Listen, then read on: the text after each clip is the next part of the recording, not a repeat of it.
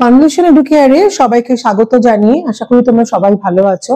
আজকে একটা নতুন ভিডিও নিয়ে তোমাদের কাছে এসেছি। এটা কিন্তু খুব একটা ইম্পর্টেন্ট ভিডিও, যেটা আমি আগেই বলেছিলাম যখন আমরা টেন্স নিয়ে একটা ভার্বের সম্বন্ধে যখন ডিসকাস করছিলাম, তখন আমি জাস্ট তিনটে যে ইউজুয়াল যে আমাদের টেন্স ফর্ম আছে শুধু জাস্ট সেটাগুলোকে মেনশন করেছিলাম, কিন্তু আমরা কিন্তু ডিসকাস করিনি। তো এটা কিন্তু আমাদের ভিডিওটাতে আজকে একটা ডিটেইল ডিসকাশন হবে টেন্স সম্বন্ধে। তো টেন্সটা কি? What is a tense? Tense হচ্ছে is a form of the verb that allows you to express time. Tense মানে হচ্ছে আমার সময়টা বোঝাচ্ছে। Tense is related to time. তো the tense of the verb tells us কখন ইভেন্টটা হয়েছে বা কখন সে একটা ব্যক্তি কোনো কাজ করেছে বা ওটা এক্সিস্ট করে। তো প্রেজেন্ট, পাস্ট এন্ড ফিউচার হচ্ছে তিনটে মেইন টাইপস অফ টেন্স। তাহলে প্রেজেন্ট টেন্সটা কি? যেটা আমরা আগেই বলেছি যে সিম্পল প্রেজেন্ট টেন্স মানে হচ্ছে যে বেসিক যে টেন্স আমরা ইউজ করি আর যেটা আমরা প্রায় দিনই করি, that is currently going on, বা আমরা হ্যাবিচুয়ালি করি, বা state of state generally currently exist করছে, এটা হচ্ছে আমাদের সিম্পল প্রেজেন্ট টেন্স। প্রত্যেকটা টেন্সেরই একটা করে স্ট্রাকচারাল ফর্মুলা থাকে। তো স্ট্রাকচারাল ফর্মুলা এখানে ক্ষেত্রে কি হবে? সাবজেক্ট ভার্ব ছাড়া কোনো সেন্টেন্স হবে না। তো সাবজেক্ট প্লাস ভার্ব, এবার এস বা ইএস বসবে কার উপরে ডিপেন্ড করে? সিঙ্গুলার সাবজেক্ট না প্লুরাল। যদি আমার প্লুরাল থাকে তাহলে ডেফিনেটলি ইএস বসবে, আর যদি তোমার সিঙ্গুলার থাকে তাহলে এস বসবে। টু প্লাস অবজেক্ট, তার মানে শি লিভস ইন স্পেন, সেটা হচ্ছে সিঙ্গুলার, ওই জন্য আমি এখানে ইএস বললাম। ই লিভ আছে, এখানে আমি এস বসালাম, এস বা ইএস বসবে।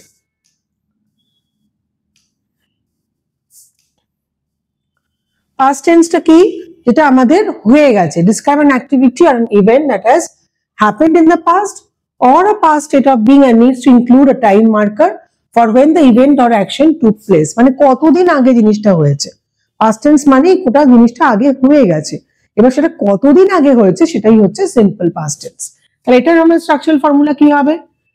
Definitely subject plus verb second form, মানে প্রত্যেকটা ভার্বের তিনটে করে ফর্ম থাকে, একটা প্রেজেন্ট, একটা পাস্ট, একটা পাস্ট পার্টিসিপল। তা আমরা সেকেন্ড ফর্মটা ইউজ করব প্লাস অবজেক্ট। তাহলে এক্সাম্পল হিসাবে কি? উই মেট ইয়েস্টারডে, তাহলে মিটটা হচ্ছে প্রেজেন্ট টেন্স, মেট আমরা সেকেন্ড ফর্মটা ইউজ করছি, মেট অবজেক্ট।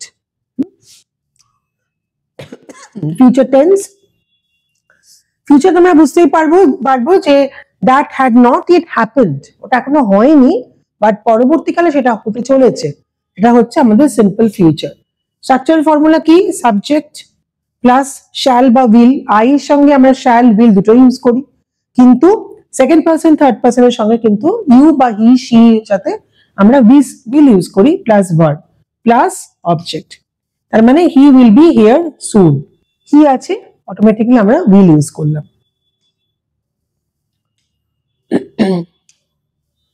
তো এই যে তিনটে আমাদের বেসিক যে টেন্স আমরা ডিসকাস করলাম, present, past and future. Present tense মানে হচ্ছে যেটা আমাদের রোজ আমরা করছি হ্যাবিট ওয়াইজ, বা কোনো ইউনিভার্সাল ট্রুথ যেটা কিনা এক্সিস্ট করে। স্ট্রাকচারাল ফর্মুলা আমরা দেখেছি, সাবজেক্ট প্লাস ভার্ব বা ভি বা ইএস আমরা দেবো, এস বা ইএস দেবো প্লাস অবজেক্ট। পাস্ট টেন্স যেটা আমাদের হয়ে গেছে, ফিউচার যেটা আমাদের হবে।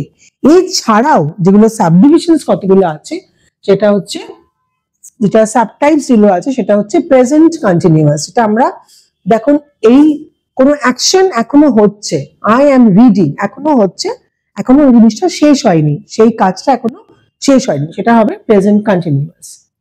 The children are playing cricket in the field, তারা এখনো ফিল্ডে ক্রিকেট খেলছে। We also use this tense to show an action about to happen in the next future. মানে কোনোদিন যদি হতে পারে সেটাও আমরা এখানে ডিসকাস করি, যে my father is coming home early today, সে আসতে পারে। The clock has just struck 12. It also denotes an action that began in the past and is having connection with the present. কোনো জিনিস বা কোনো কাজ হয়তো আগে শুরু হয়েছে, তার এফেক্টটা কিন্তু আমরা প্রেজেন্টে এফেক্টেড হচ্ছি বা দেখতে পাচ্ছি। We have gone for a walk. Present তাহলে কন্টিনিউয়াস হলো, যেটা এখনো হচ্ছে। প্রেজেন্ট পারফেক্ট হচ্ছে যেটা প্রেজেন্ট টাইমের সঙ্গে কানেক্টেড, বাট এখনো চলছে সেটা। This tense is generally used to express activity which was continuing, কিন্তু এখন যেটা স্টপ হয়ে গেছে সেটা হচ্ছে present perfect continuous. I have been working on this project since long, অনেক দিন ধরে আমি কাজটা করছিলাম, এটা এখন শেষ হয়েছে। ঠিক সিমিলার ওয়েতেও পাস্ট কন্টিনিউয়াস হবে, এটা আগে হচ্ছিল। Action going on at a certain time which has not yet finished. It is also used to show some persistent past habit, কিছু past habit যেটা persistent, যেটা রেগুলারলি আমরা করি, যেটা শুরু হয়েছে কিন্তু এখনো ফিনিশ হয়নি। You were working yesterday, মানে কালকে থেকে তুমি কাজ করছো।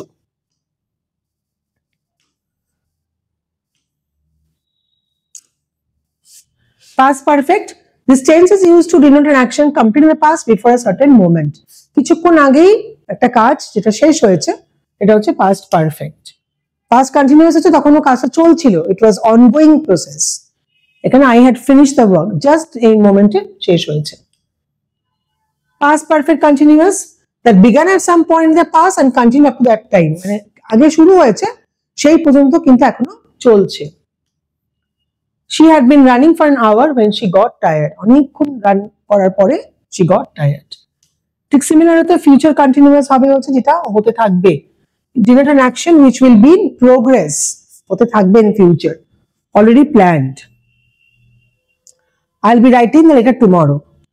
ফিউচার পারফেক্ট কি, যেটা denote action work that will be completed sometime in future, এটা হচ্ছে এখনো চলছে ongoing, আর ওটা ফিউচারে হবে, শেষ হয়ে যাবে, future perfect. By the time you read this, I will have left, তুমি যতক্ষণ এটা পড়াটা শেষ করবে ততক্ষণে আমি চলে যাব। ফিউচার পারফেক্ট কন্টিনিউয়াস হচ্ছে denotes continuing action in future and ওটা শেষ হয়ে গেছে। এটা হচ্ছে চলছিল কিন্তু একটা সামটাইম টাইমে ফিউচারে শেষ হবে, এটা অলরেডি শেষ হয়ে গেছে। I will have been waiting here for 3 hours by 6 o'clock, 6 o'clock পর্যন্তই আমি এখানে ওয়েট করব। তো সাব টাইপস গুলো সেগুলো কিন্তু খুব ইম্পর্টেন্ট। তিনটে যে টেন্সটা আগেই বলেছি খুব ইম্পর্টেন্ট একটা চ্যাপ্টার, এটা নিয়ে অনেক এক্সারসাইজ বা অনেক কোয়েশ্চেন পেপারে কোয়েশ্চেন আসে। ঠিক টেন্সটাকে দিয়ে ঠিক মতো করে আইডেন্টিফাই করা বা রিরাইট করা অনেক সময় আসে, যে তোমাকে টেন্স বলে দেবে, সেই টেন্সে তোমাকে সেটাকে রিরাইট করতে হবে, বা আমি যেরকম এক্সারসাইজ করাচ্ছি ফিল ইন দ্য ব্ল্যাঙ্কস সেটাও আসতে পারে। অপশন দেওয়া থাকবে, তোমাকে you have to choose the right option.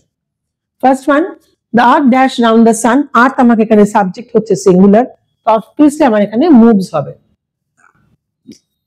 Number 2, my friends dash the film yesterday, yesterday মানে আমি আগেই বলেছি কিছু ওয়ার্ডস তোমরা বুঝতেই পারবে যেটা আগে হয়ে গেছে, তো obviously saw।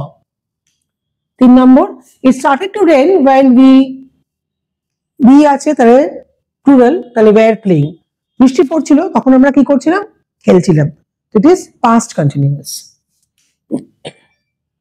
I dash English for 5 years, I have been studying, 5 বছর ধরে আমি ইংলিশ পড়ছি, তার মানে হচ্ছে প্রেজেন্ট পারফেক্ট কন্টিনিউয়াস। হ্যাভ আছে কারণ আই আছে বলে। The train dash before we reach the station, train will have arrived, আমরা স্টেশনে রিচ করার আগেই ট্রেনটা পৌঁছে গেছে। Don't disturb me, আমি এখন কাজটা করছি, so it is present continuous।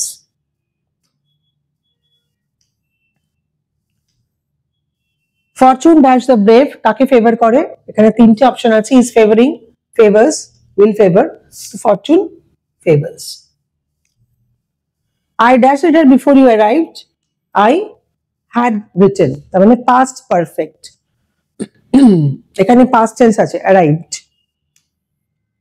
He dash us next week, he will be meeting, আমাকে future tense, future continuous, will R meeting। আরেকটা কথা যেটা খুব ইম্পর্টেন্ট সেটা হচ্ছে আইএনজি। আইএনজি হচ্ছে কন্টিনিউয়াস টেন্সের একটা মার্কার, আইএনজি দেখলে আমরা বুঝতে পারবো it is a ongoing process বা continuous form of movement. Last, perhaps we dash Delhi next month, we will visit, আমরা দিল্লিতে পরের বছর যাব। তো এই ছিল হচ্ছে টেন্স। টেন্সটা আমি একটু ডিটেলসে ডিসকাস করলাম, আশা করি। তিনটে টেন্স ডিসকাস করেছি। স্ট্রাকচারাল ফর্মুলা কিন্তু খুব ইম্পর্টেন্ট, তোমরা এটাকে নোট ডাউন করে রাখতে পারো। আর সাব যে পার্টস গুলো সেগুলো কিন্তু খুবই ইম্পর্টেন্ট। কোনো সময় ফিল ইন দ্য ব্ল্যাঙ্কস করা বা রিরাইট করার ব্যাপারে কিন্তু জিনিসটাকে খুব ভালো করে বুঝতে হবে। প্রেজেন্ট টেন্স আমি আবারও বলছি, যেটা আমরা রোজ করে থাকি, এটা আমাদের হ্যাবিট, এটা আমরা একটা ইউনিভার্সাল ট্রুথ। তারপরেই আসছে প্রেজেন্ট কন্টিনিউয়াস, যেটা আমরা এখন করছি, এখন এই মুহূর্তে করছি। প্রেজেন্ট পারফেক্ট, যেটা করেছি তার এফেক্ট এখনো আছে।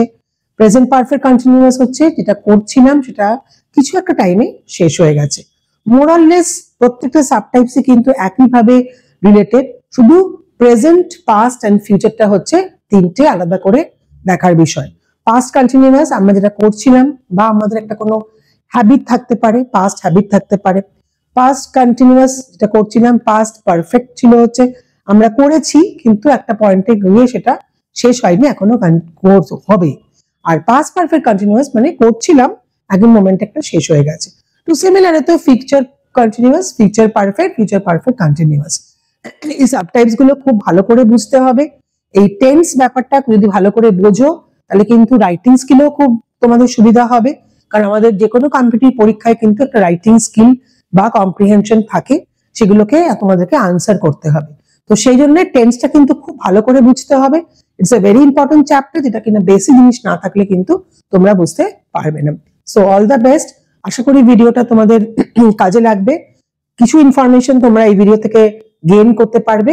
পরবর্তীকালে এটা নিয়ে একটা এক্সারসাইজ তোমরা করে নিতে পারো বা প্র্যাকটিস করতে পারো। So best of luck, thank you.